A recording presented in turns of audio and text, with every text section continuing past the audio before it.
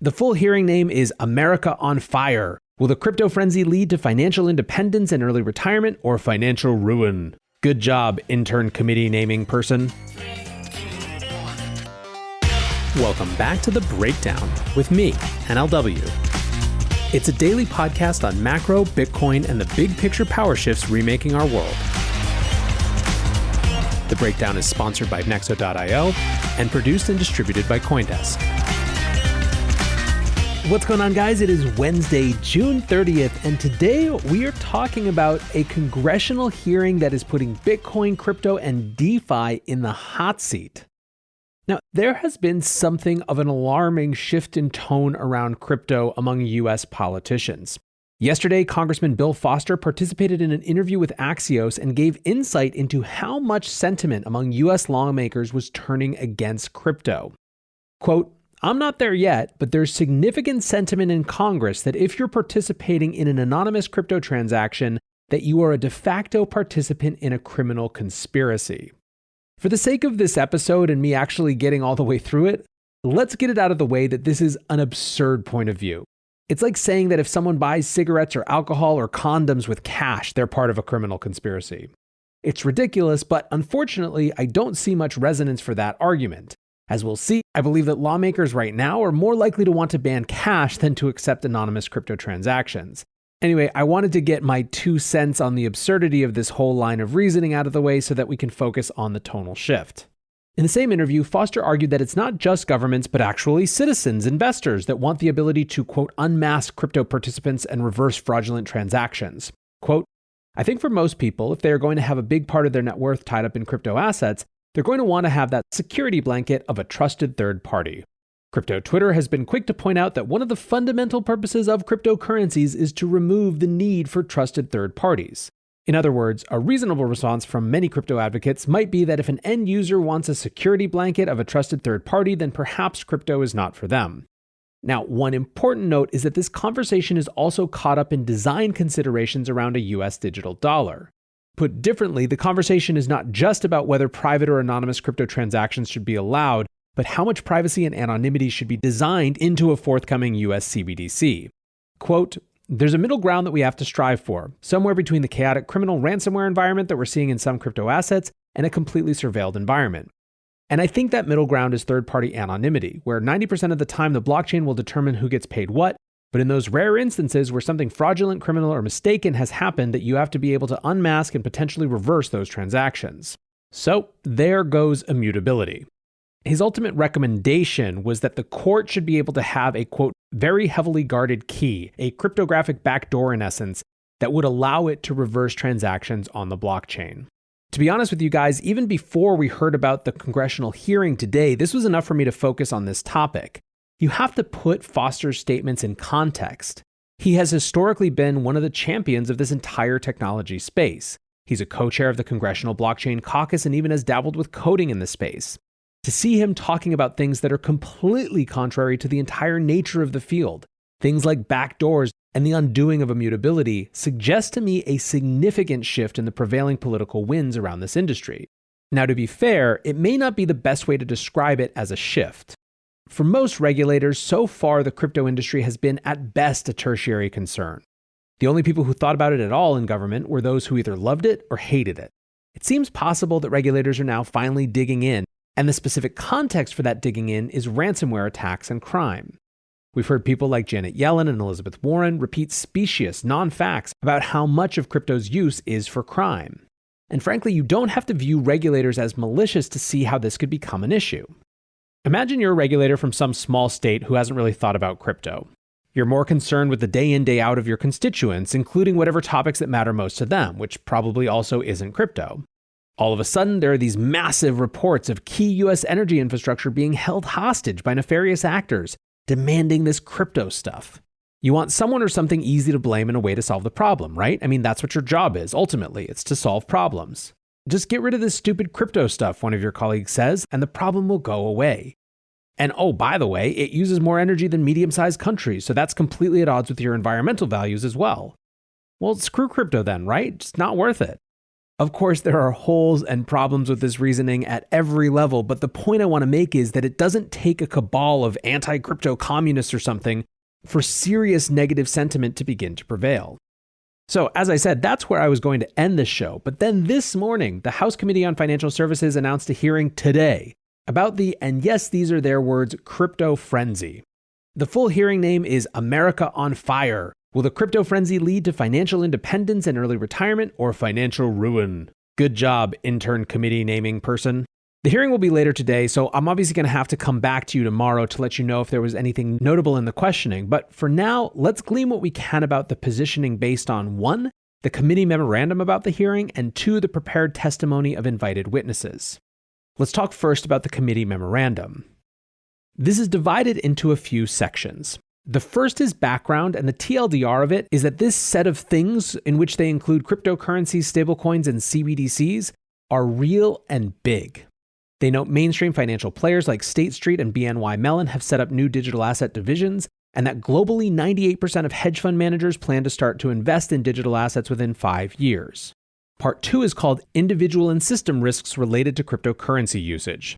They, of course, discuss volatility, but there are a couple more interesting lines. The first has to do with retirement.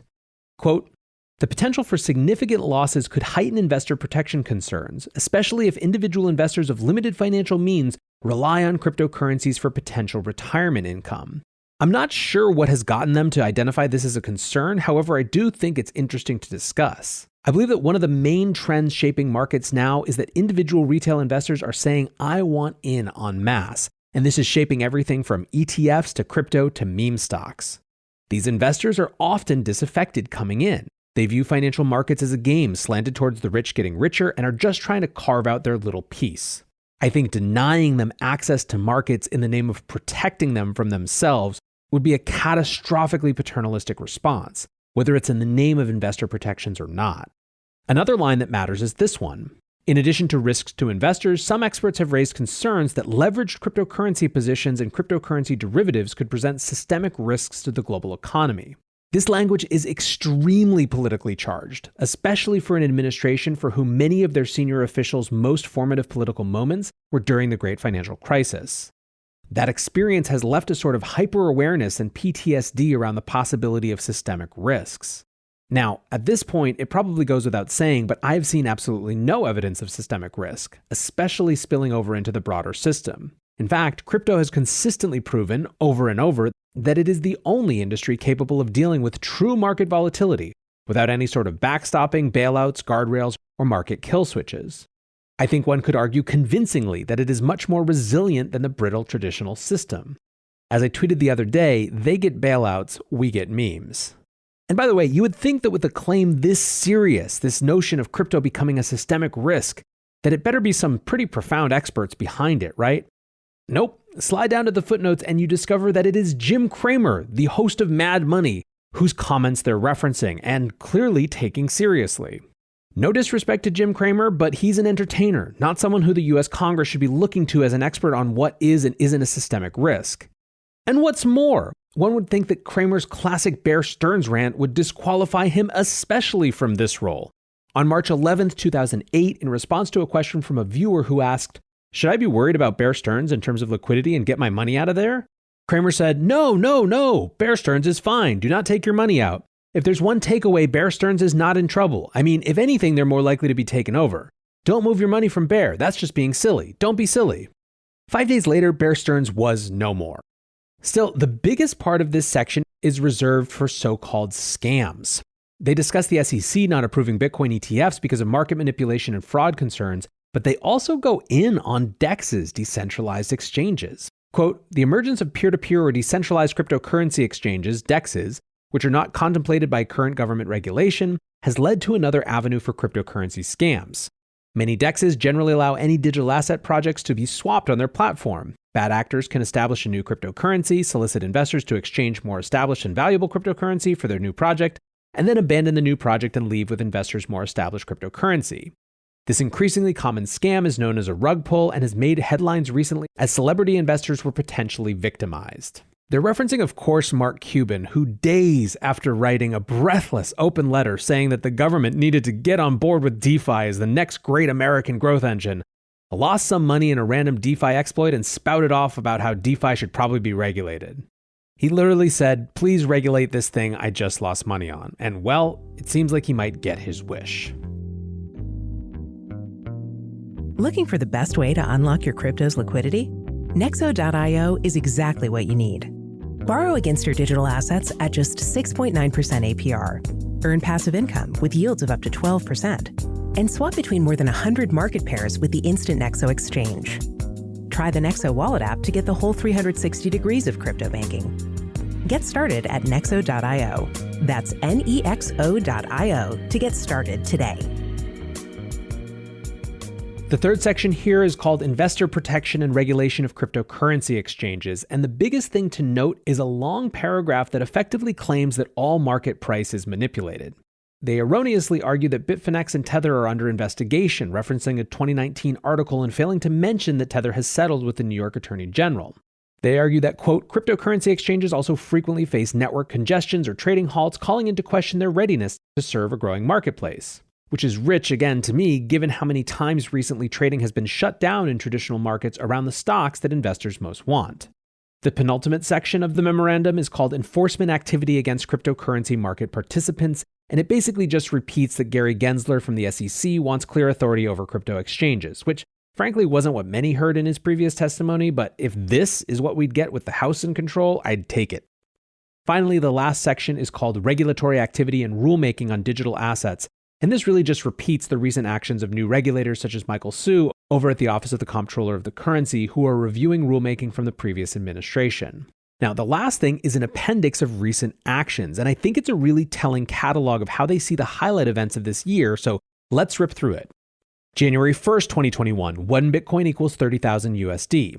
January 2021, BlackRock adds Bitcoin futures as a potential investment for 2 of its funds. Elon Musk adds Bitcoin to his Twitter bio, preceding a 20% rise in the price of Bitcoin. February, Tesla purchases $1.5 billion in Bitcoin for, quote, more flexibility to further diversify and maximize returns on our cash. Bank of New York Mellon announces plans for digital currencies to pass through the same financial network it uses for traditional holdings like U.S. Treasury bonds and equities. March 2021, Morgan Stanley launches 3 investment fund products with Bitcoin exposure for its high net worth clients. March 2021 again, Morgan Stanley, New York Life, MassMutual, Soros Fund Management, and others announced participation in a $200 million investment round in NYDIG, a firm leading Bitcoin-related strategic initiatives that span investment management, insurance, and banking. April 14th, 2021, Coinbase lists on NASDAQ, reaches 100 billion market cap first day of trading. April 2021, Bitcoin hits peak of 1 Bitcoin equals around 65,000 USD. April 26, 2021, Tesla reverses course and sells its Bitcoin holdings, citing environmental concerns, making proceeds of $272 million. May 2021, Bitcoin plummets to 1 Bitcoin equals 30,000 USD.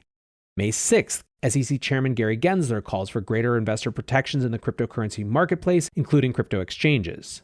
Chair Gensler warns FSC members that right now these cryptocurrency exchanges do not have a regulatory framework at the SEC or at our sister agency, the Commodity Futures Trading Commission. Right now, there's not a market regulator around these crypto exchanges, and thus there's really no protection around fraud or manipulation. May 11th, SEC issues staff statement calling Bitcoin a highly speculative investment, warning investors in mutual funds that trade Bitcoin futures about their potential exposure to hidden risks. June 10th, SEC and CFTC issues investor bulletin urging investors to carefully consider the volatility of Bitcoin and the Bitcoin futures market, as well as the lack of regulation and potential for fraud or manipulation in the underlying Bitcoin market.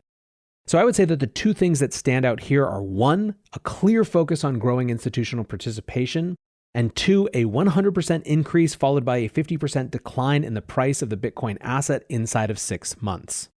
Clearly, there is a ton to chew on in this prepared memorandum, but let's also look at some highlights of the expert witnesses invited. First, from Alexis Goldstein, the Director of Financial Policy at the Open Markets Institute, she writes a long set of prepared comments, but let's just highlight 2 things. The first is that she, unlike Jim Cramer, outlines a rationale of how crypto could become a systemic risk. Basically, her argument is that if hedge funds get deep enough that they could have an Archegos-style implosion based on crypto volatility, that's how crypto risk could become a larger market risk. I think it's important to note, and she does here, that this is not necessarily, or at least not just, a crypto issue. It's an issue of the opacity of hedge funds, which is something that the traditional finance space has to reconcile with completely independently. Second, I think that this testimony, combined with the fact that the committee memorandum explicitly discusses DEXs, shows just how much regulatory scrutiny is coming for DeFi. She has an entire section called Particular Risks in the Decentralized Finance DeFi Space. One of the subsections of that catalogs, quote, recent hacks and exploits in DeFi. And P.S., here's Mark Cuban again, back in this one with a direct quote, there should be regulation to define what a stablecoin is and what collateralization is acceptable. DeFi friends, choose your friends wisely. Next up is Sarah Hammer, Managing Director of the Stevens Center for Innovation and Finance at the Wharton School at UPenn. Her big thing is just like, regulation is both important and really tricky. It involves a huge number of bodies and the risk to innovation is serious, so please be conscientious. After Sarah, we have Christine T. Parker, a partner at Reed Smith LLP, and I have to say her testimony is fire. Let me summarize a set of her key points. First, it's hard to determine how a particular digital asset that isn't Bitcoin or Ethereum is characterized from a regulatory perspective. What's more, there isn't a single agency with authority over digital assets. While crypto haters might think this is good, it isn't. A lack of regulatory clarity harms retail investors. Many of those investors want access to digital asset derivatives. Unless the US gets its crap together to allow for that sort of thing in a safe, regulated way, they're just going to VPN it and go elsewhere. Quote, this is a losing proposition for US crypto markets and market participants. The solution is not to continue to shadow ban these markets, but offer them in the US under an appropriate regulatory regime. In her conclusion, she also nails why this is going to require such a key mindset shift. Quote, while a number of recent fintech innovations depend on a partnership with a regulated banking institution, DeFi seeks to disrupt this model entirely by eliminating the regulated intermediary. However, our current regulatory regime centers around regulated intermediaries, not regulated activities. I expect it will be a significant challenge for regulators to understand the deployment of smart contracts in the blockchain to enable financial transactions such as trading and lending. Our second to last witness is Eva Su, who is an analyst in financial economics at the Congressional Research Service. The CRS's role is to provide, quote, objective, nonpartisan research and analysis to Congress and to take no specific positions on any specific policy. Her testimony is exactly that. It is just really a massive primer on the state of the regulatory discussion so far. And by the way, this one is super helpful if you just want the 101 on what regulatory conversations have already transpired. I will say the most interesting note in the whole thing is a section about Tether and whether reserve disclosures should be mandated. This probably would find some allies within the crypto community, or at least there would be a tension between the desire of many for reserve attestations, something Nick Carter, for example, has been talking about forever, and the desire for those sorts of things to be voluntary rather than mandated from on high. Lastly, there is Peter Van Valkenburg from Coin Center doing God's work FUD fighting over here.